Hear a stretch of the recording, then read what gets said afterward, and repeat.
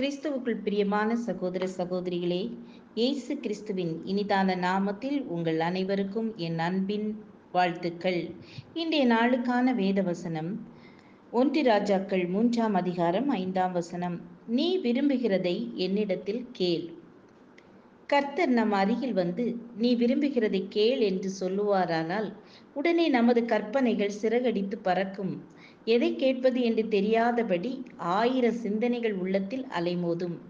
நம்முடைய அருமையான தேவன் சகல ஆசீர்வாதங்களின் உறைவிடமாக ஐஸ்வர்ய சம்பன்னராக இருக்கிறாரே.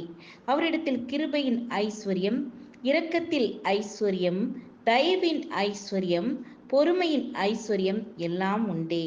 சாலமன் தனக்கு ஞானமுள்ள இருதயம் வேண்டும் என்று கேட்டார். உடனே கர்த்தர், உன் வார்த்தைகளின்படி செய்தேன், இதுவும் அன்றி நீ கேளாத ஐஸ்வர்யத்தை மகிமை உனக்கு தந்தேன் என்றார்.